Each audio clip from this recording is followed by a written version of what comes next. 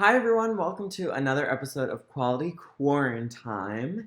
Some news are the quarantine in Los Angeles has been extended until May 15th. So our show has been extended. Yeah! I hope you guys are all enjoying it. Let me know. Give me some feedback. Tell me what you like, what you don't, what you want to see, what you don't want to see. Today I am interviewing Rebecca Bennett, otherwise known as Becca Bennett. I grew up with Becca in Georgia. She was actually the younger sister of one of my best friends growing up, Emma Bennett. And she was tasked with filming our homemade sitcom that we made back in the day. She has since then gone into film and working in the entertainment industry, as have I. So I'm going to talk to her a little bit about what she thinks started in that time period when we were growing up and how it's evolved since then.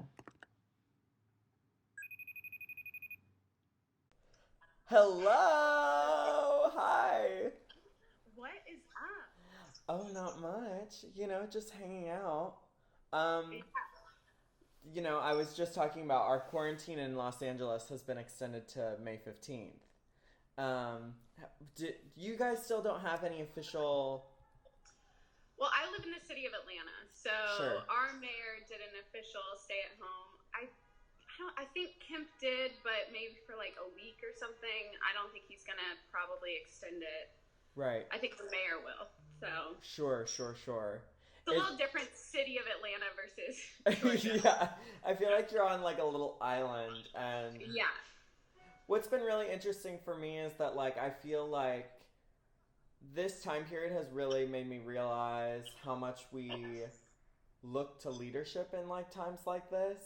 Because Hmm. like even though my mom and stuff, like they don't look to Kemp for anything. I mean, none of us would think that we look to Kemp for anything, but you're Yeah. still influenced by how he reacts to it, you know? Yeah, for sure. My girlfriend's been making us watch the news every day and all the press briefings, which Yeah. I say making us because I probably haven't seen Trump speak in over a year because it made me angry and I felt like I can't do Sure. without this in my life.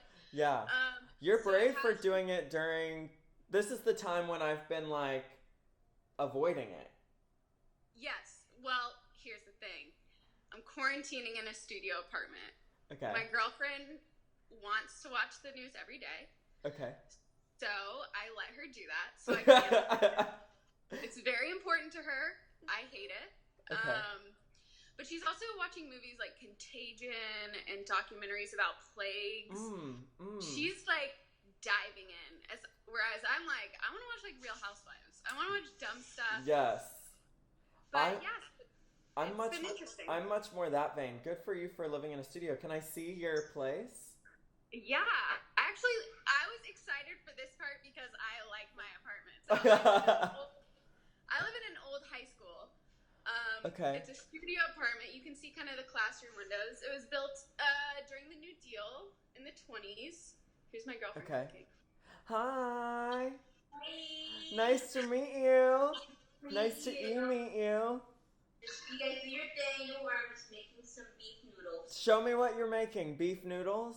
I'm making some Asian beef nudes. Okay. And just prepping it because it's easier to make it. And then some shishitsu peppers. Oh my gosh. Um, I could very easily turn this into a cooking show. Yeah. Like He would love to join. like some quarantine recipes. That's a great show. Like I would Yeah. tune in. I've been very lucky in that Mona's been doing most of the cooking. Yeah, me too. Tyler's done everything and I'm very, very, very appreciative. Um Yeah. yeah, Oh, you're in like next on it's my like in a school. Can you show me the hallway? That's what's next. So here's my hallway Oh, it froze. in one of the classrooms. That's my door. Okay, it froze. Can you show me the lockers again? Wow, look at that. This is the hallway of like where you live. You live in a school. Yeah, That I always tell people that, but they don't really get it until they, right, come here. right. It was so cool when I came to your apartment that one time. I was like, it's such a cool Oh, I vibe. forgot you've been here. Yeah, I've been there. Oh yeah. I've been there. Yeah. Um, oh my gosh, a studio. Wow. That's It's been interesting. it's You know, my girlfriend and I don't live together, but she has four roommates. So a month okay. ago, we decided that it, we were going to quarantine here. So she hasn't been home in over a month, and we have been cohabitating Wow. Wow. in one room. How long have you been dating? We're going on 11 months, a little past 10 months, yeah. Wow. And how do you define your sexuality? Um, that's a hard one. I would say bi, but I Okay. will probably never date a guy. Okay. Okay. Okay. But yeah, I will date girls for the rest of my But life. you have done, I mean, I have done both, yes. and you have gone back and forth because at one point I was like, yeah, I mean, you're probably one of the only like bi people that I like know personally, or you're one of the people that I'm closest to who is bi, Yeah, I would say. well, before my current girlfriend, I dated a guy. Right, right. But before that, I dated a girl for 3 years, and before that, I dated a girl for over a year. So Yeah, yeah, yeah. mostly date girls. Would consider myself bi. Not super interested in dating guys. Right. How That makes is that confusing for your family? Like, has your family sort of been like, "Hey, what's going on?" Do you guys like talk about it? I would say when I first came out, which is a whole story, but one thing that my mom was confused on Uh-huh. was I said, I'm dating a girl, but I I wouldn't say I'm always gonna date girls. And she was like, well, it feels like bisexuality is not very represented. So I No, feel like yeah. she felt like I was making a choice to live a harder life. Right. Which I don't really. It's a choice. It's not a choice.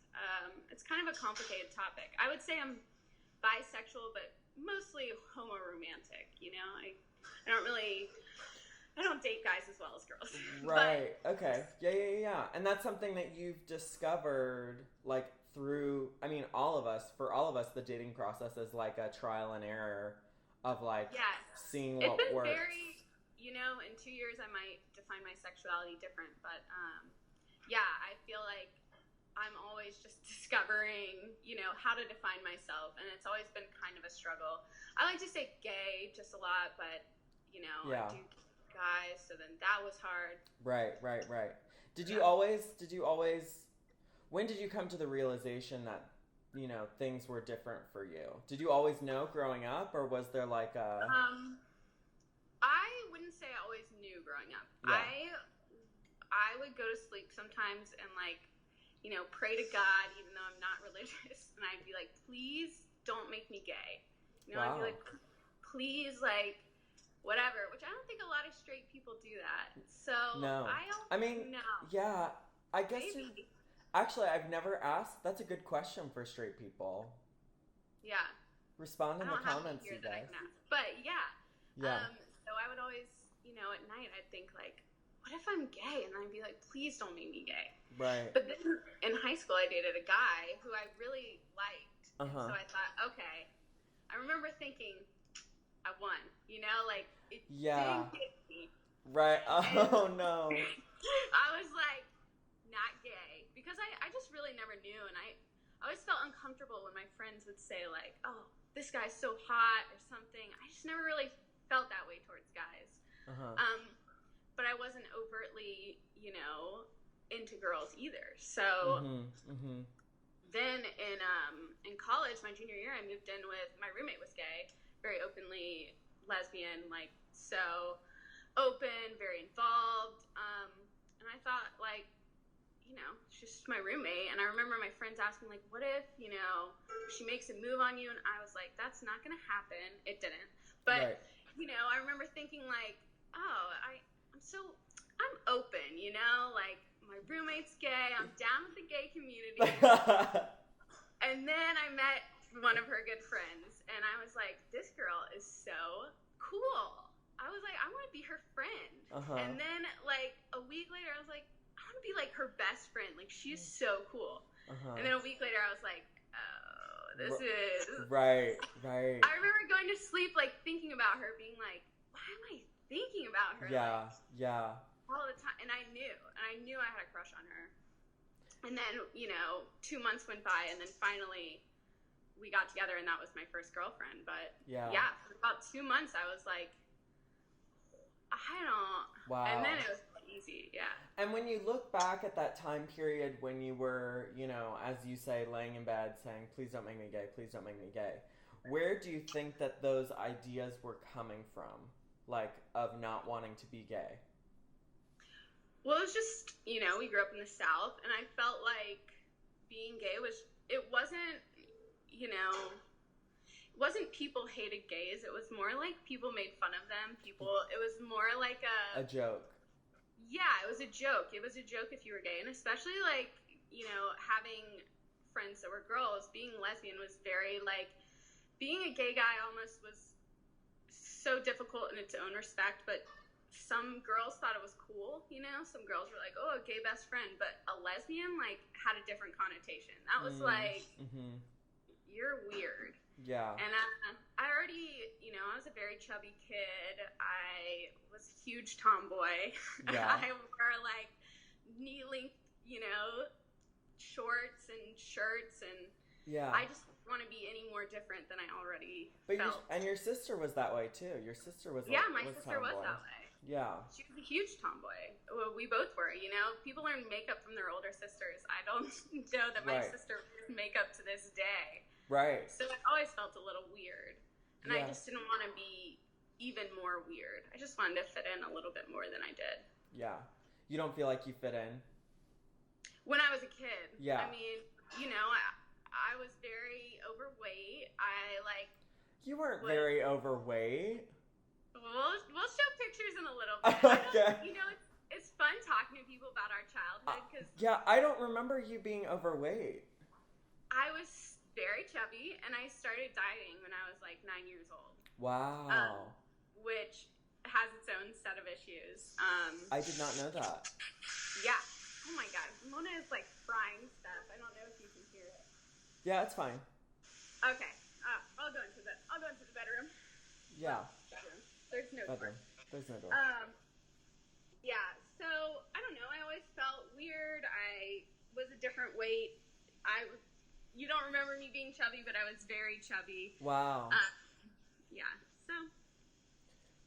And was that something that was prescribed? Did you put the diet in place? Whose idea was the diet? So, I've talked to my mom about this. Yeah. Since I've grown up, because, growing up, me and my mom were close, but my family really did not talk about anything. So there's always like a little bit of a sense of shame because I felt like we were very closed off. I didn't talk to my parents about a lot of stuff. Anyway, since I've grown up, me and my mom have gotten incredibly close, and I've come to her and been like, it was a horrible idea to put a 9-year-old on a diet. And you have never done that. You asked me to be put on a diet because you felt different. And I don't. So we're still in debate about that. That's up. It was me. Yeah. That's up for debate. Okay, interesting. But I was counting calories and stuff like that, and I just, I was always trying to fit in, and I was always a little different. So. Right. That's interesting that you say that your family doesn't talk about stuff, because I feel like your mom is so direct, and I feel like I've always talked a lot with your. I've always been very open with your mom. I think in my family growing up, it wasn't a purposeful avoidance of issues, but there were topics like sex that I would never talk about with my family. There were, any political stuff never talked about. It was more like the deeper topics. But when I graduated high school, I really think all of that changed. And then I think coming out changed it to an even different degree, where I feel so open with my mom now and I can talk about things. And I think she would have said that she wishes we had talked more, when I was younger. Right. I do sort of think it's like, it was part of that time period. You know, one of the things that I'm talking about with people, including my mom, is how that it hasn't always been accepted to have these Yes. sorts of deep conversations with people. Hmm. And also to, you know, especially because I'm sharing these conversations online, like to be talking about these so openly, and like my mom even still is like, why are we doing Yeah. this, you know? Like, No, yeah, I was talking with my mom a few weeks ago about, I have very bad anxiety, and I take medicine for it now. But mm, when I was a kid, I had very bad. I've always grown up with anxiety, and my mom said, as a kid, I didn't have any language to talk about that. So I right, just were a kid that worried a lot. No one was talking about how to deal with your kids that stay up all night because they're so scared. And now I'm on anxiety medication, but when right. I was a kid and I still had these tendencies, my mom didn't know what to do. She just thought Wow, she'll grow out of it. wow. Is Yeah. it? Do you have a diagnosed disorder, or is it just like Well, I have ADD, which leads to a lot, which I also didn't get diagnosed with until I was in college. And I talked to my mom. I told my mom, like, I can't focus and I don't want to do college if I'm gonna be bad at it. And so right? she sent me to a psychiatrist. It wasn't that serious, but I have ADD, and that leads to a lot of anxiety and stuff like that. I have Okay. obsessive compulsive stuff, but I'm so open about it. It's not weird for me to talk about. I talk Yeah, about I'm everything. loving this. I'm like learning so much about you. Well, I think it's important to talk about. I know. I wanted to talk to you because I was like, we haven't talked since we were kids. I think it'll be Yeah. interesting. Well, And and you're so open, yeah, you know? I am. And at one point, you know, what I remember from being a kid is that at some point you wanted to be Oprah. You were obsessed with Oprah, Yes, I and was. um, you know, you work in entertainment and film now. Hmm. How has that dream changed for you at all? And like, what is sort of like, what exactly do you do in film? And you know, how has that first dream of like wanting to be Oprah, how has that shifted and changed, or is it the same? So I don't necessarily want to be Oprah anymore. I Yeah, don't. Fame does not appeal to me, but yeah, I always knew I wanted to work in entertainment. I always, we used to, you yes, especially. yeah, I yeah. got a I got a camera when I was probably in third grade, Uh and huh. we used the crap out of that thing because it was every weekend. Me and you and Marcus and Julie and Nicole and Emma would record our little Uh things, our huh. skits, and play it back, and they were so horrible. Um, yeah, I always really wanted to be in entertainment, and you were always someone that was like so cool to me. And you went to USC when I was like a sophomore in high school, Uh and I huh. was like, oh my god, he is living the dream. Oh my God. Okay. Yeah, I Wow. always like so looked up to you. But when you guys went to college in 2008, and Yeah. that was kind of when the stock market, everything crashed. Yeah. Probably a Sure. horrible time to be in college, but by the time I graduated, my parents were kind of like, college is expensive, and I probably could have gone to an out of state school, but it made more sense for me to go to UGA. But Yeah. I was like, man, I really wanted. It was always the thing that I was like, I'm kind of afraid of failure, but that was the one thing that I was like, I will regret if I don't ever try to get into this industry. So I do work in the entertainment industry. I work in the camera department as like a camera assistant or loader for Yeah. TV shows. Last show I did was The Resident, which we ended our season early because of everything. So I'm Sure. currently unemployed, just like every single other person in my industry. Yeah. By the way, Yes. yeah. So, but yeah, Well, I work on set, and if you had told me in college that this is what I would have been doing, I would have never believed you because it's. I mean, my job sucks sometimes, but it is my dream come true. So. yeah, that's so awesome. What do you think it is that you love about working in film? I've always loved telling stories. Yeah. I've never felt like, even though I love being interviewed, I've never felt like my story is necessarily one that needs to be told. But there's so many other stories out there that, don't get the representation and whatever. And I've always wanted to tell those. And so working in the camera department, my goal would be to showcase stories and tell them in a different way and shed a light on a lot of things we don't see in film and movies. And that's what kind of drives me now. I don't think it's always what drove me, but I want to make beautiful things. You want to make beautiful things. Do you want to be like a cinematographer, or what's like the? Do you have like? I mean, I guess you said you're living the dream right now, so you've like made it. One day, that's $1 million question. My job for is all very of us, yeah. demanding, and realistically, can I work 14, 15, 16 hours a day for the rest of my life? Mm-hmm. Debatable. I think about my mom. My mom's 60. I think, there's a bunch of 60-year-old, like, gaffers, guys on set. I don't really have a lot of female people I work with that are older than me, except on the last show I worked on. But I think, could I be doing it at her age? And, I don't know. Right. Yeah. What is your favorite thing that we made when we were younger? It wasn't even me, but I got to film them, and it would be the sitcom. Yeah. When you were all those different characters, and right. Nicole was all the different characters and whatever. That was fun. That was very creative too. I always looked up to you guys because I felt like you were a little older, so you guys had like scripts and stuff, whereas me and Marcus and Julie would just like dance around and. Yeah. Marcus always wanted me to make music videos. Sure, right. But the thing is looking back is that, you said it's interesting because you say you weren't a part of it, yet you were the camera person. And we know now that like you have to have like the camera person is as much a part of it, if not more so, than some of the people who are on the camera. And that's all I ever wanted. I didn't really want to ever be on screen or anything like that. I really only ever wanted to be behind the camera. But yeah, I remember I would like make you guys ask me every time you wanted to use the camcorder because I wanted to do it with you guys and I didn't want to be left out. Interesting. You guys were cool and older, and I would get so upset if you used it without me because I just wanted to be a part of it. Right. God, I mean, and that really was such a highlight of my childhood, for sure. Yeah, I know. I guess if we haven't given background on us. No. We grew up. Oh, no, I did. You did? Okay. I did at the beginning. We grew up together. We made shows together, music videos, and whatnot. Did you did you know I was gay first, or did you know you were gay first?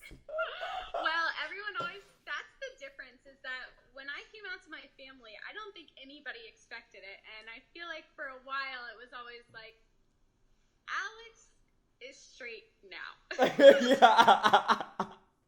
Yeah, I was about to say, I wonder if that makes it easier or harder to come out. It's got to make it harder growing up for you. But maybe a little easier to actually come out. Yeah, because people are expecting it. Yeah, and my coming out was not that hard. I think it took a little bit for my family to get used to it, but my mom is like great and loves everybody I've dated, loves Mona. Yeah. Included my ex-girlfriend on our Christmas card that we sent out to everybody. Wow. Wow. She's the best. Where do you think she got that from? My mom has always just been very my protector. She has loved her kids just so much. When I first came out, her only thing that she was kind of stuck on, her brother's gay, and he came out in the 80s, the late 80s, which is historically maybe one of the worst times to come out as gay. Yeah. I think for her, being gay for me, she was just worried about my quality of life, and she really just didn't want my life to be harder. Totally. I would not say it was homophobic at all. She literally just said, I will support you in every decision. I just want you to have the life I've always wanted you to have. Wow. Yeah, and of course, it's very different for me than it was for my uncle. Is he still around? He's still around, isn't he? He is still alive. Okay, good. Yeah, he got very lucky at the time. Did your relationship with him at all change after you came out? You know, it didn't really. No. We have never really even talked about it, but I think he likes having a little bit of an ally in the fam. Sure. He came out at such a different time. He will still say sometimes, you know, about his boyfriend, life partner that he has lived with for 30 years or whatever. He'll say, you know, my roommate, Scott, or whatever. And it just, you know. Different time. Wow. Yeah. That's so crazy. Different time. But, you know, I guess he did kind of break the ground for me. Sure. In a way. In a way. Well, Becca, this has been so fun. I can't believe it's, you know, already over. I'm glad you had fun. I know. So I've been wrapping up everything with, is there anything that you're currently obsessed with? Do you have an obsession? I've been playing a lot of Animal Crossing on my Switch, and it has taken up hours of my day, which is very nice because I'm unemployed. Yes. And it's given me something to care about, so I would highly recommend getting it. Animal Crossing. Crossing. It's silly and yet fun. Everyone I know is playing it. Marcus, I think I'm surprised you're not playing it. You were always into that stuff. Tyler is, he didn't grow up with video games, and so it's a little, he sees it as being unproductive. And everything I do is unproductive. Yeah. So I have to be very judicious with what I pick to play. And I know that if I played a game that was a huge time suck, it would, you know, as you know, living in a studio, living on top of each other, it's sort of like you do sort of have to like pick your battles a little bit. Mm-hmm. Yeah. For sure. Yeah. Well, Becca, thanks so much for spending this quality quarantine with me and for being so open, and like I've learned so much about you. This is like so cool. So cool. Fun. Well, stay safe and we'll talk again soon. Okay, bye. Bye. Thanks for tuning in to Quality QuaranTIME. New episodes every Monday, Wednesday, and Friday. See you next time.